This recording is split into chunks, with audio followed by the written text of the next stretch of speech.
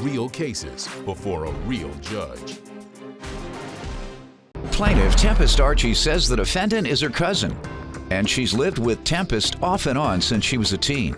Tempest claims when the defendant was 17 years old, she was put on house arrest for gun possession, but she ended up in prison for violating the house arrest.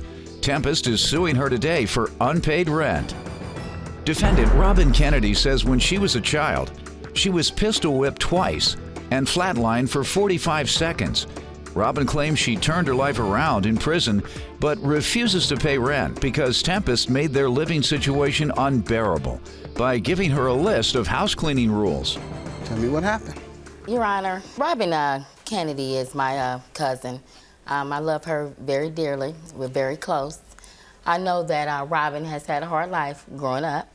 At 14 and 15, she's been living with me on and off due to her situations. At 17, Robin got in some trouble. I was there for her again. She caught a gun possession charge. She got house arrest. Again, I was there for her while she was on house arrest. Has she gone to school? Finished high school? When she violated her house arrest, she went to prison and finished that inside prison. How long after moving in with you did she violate?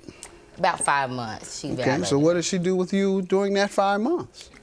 She just basically just stayed at home, basically. You didn't try to encourage her to get her education? All the time with Robin, I always encourage her. What would she tell you for that 5 months? That she's going to do. Oh, okay. That she's going to do it. All right.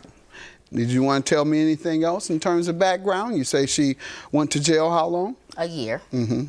She got out, she changed her life around, had her first child. I was there for her, also with her first child. Turned her life around, meaning she got her education? Yes, got her education, got out, didn't get in any more trouble, and had her first child. I always been there for Robin. Okay. So, let me allow her to give some background, ma'am. Tempest has been like a sister to me for a very long time, and lately she's just flipped the script on me. She's turning into a person that I don't like. To give you a background on me a little bit, I've been on my own since 11 years old. I was raped at 9 and pistol whipped and beaten at 12 and 14. When I was 14, I flatlined for 45 seconds and didn't know that if I was gonna live again. At 17, I did go to prison. I was introduced to the street life at a very young age, and I've lived it. I had lived it, and I kind of worshipped it for a long time because that was all I knew.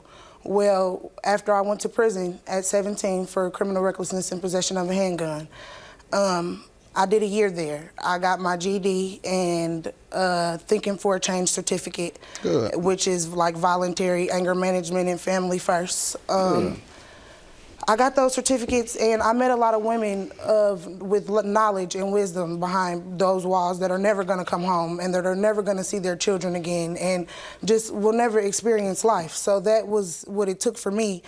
And I hate to have to say that, but it took for me to go there and experience that for me to understand that I didn't want to live and involve myself in the street environment anymore. Okay, so you've overcome it? Yes. What are you doing to share your experience or to help others overcome their challenges? I really don't. All right, if you haven't, you need to. You need to share your experiences of overcoming your problems, all right? Because that'll inspire other people. I mean, we're all impressed, I'm sure. Give her a hand. I'm sure we're all inspired.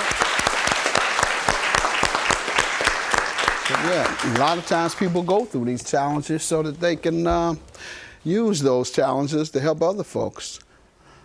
Glad to hear that, though. What are you doing now? I work for a call center in Indianapolis, Indiana. I'm an analyst there, and I'm slowly but surely working my way to a team leader within my company. Good. All right.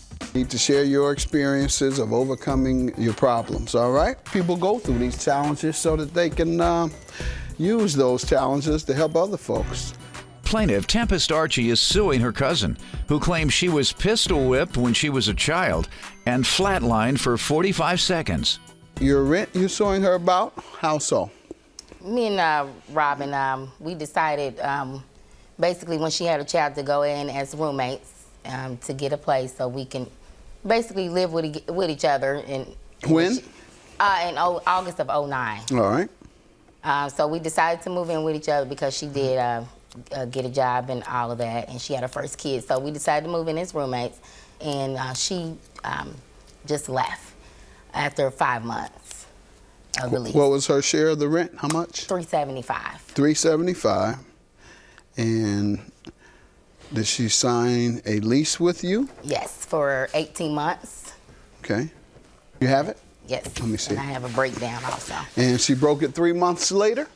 And she broke it 5 months later. 5 months later. And the balance is, all right, $48.75 it appears. Ma'am, what do you say? Your Honor, I did sign the lease. We did go into this agreement as roommates. She wanted to help me. I wanted to help her. We do love each other. This was more of a love lease agreement than just a regular lease agreement. Her as my cousin, we came into this. We actually wrote... No, this is a financial disagreement. Well, it is. It is now, but when we went into this agreement, it was deeper than just us going into this agreement as roommates, as in you meet somebody off the street and you become roommates with them. I did sign the lease, but the living conditions were unbearable for me. Okay, how so? It was the second day we moved into the home, and here she comes out with this list of rules. We come into this lease agreement as a community living situation, not as you're my mother and I'm your child. So the list of rules were, I want my kitchen clean 5 times a day. I want my bathroom clean. So the second day you lived there, she told you she needed you to clean the kitchen 5 times a day. 5 times a day. Clean the bathroom 3 to 4 times a day. Bleach and spray the basement down 3 to 4 times a week. I am to keep up with the lawn and the garbage. Your Honor, I have no problem cleaning our home, but that is something we do together. That is something we do as women, and we should have a mutual agreement. What happened after that? I did it, but I didn't. I would go to work, I would stay gone, I would stay away. Another issue I had that made the living situation unbearable for me was how she feels that she's better than everybody. She feels that... How so? How did that make it unbearable? She would come into the house and I would have friends over. She would embarrass me. You know, you tell my friends that we're never gonna amount to anything, that they don't have educations, they're not successful, so they shouldn't be around. How often did she do this? Daily.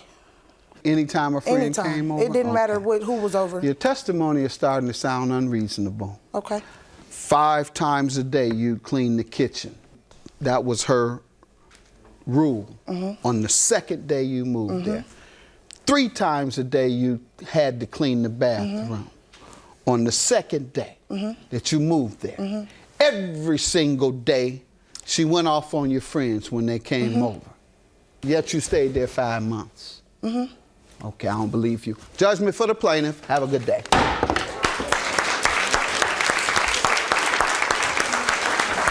Well, I love you, and I'm glad this is over with, and hopefully now that you've got what you wanted, maybe we can move on and just renew our friendship, because that's what this was about. Maybe we can, Robin. That's all I really wanted you to do, was just step up to the plate a long time ago. We could have got it taken care of, go on with our lives, because I do love you dearly, and I haven't seen you in a while.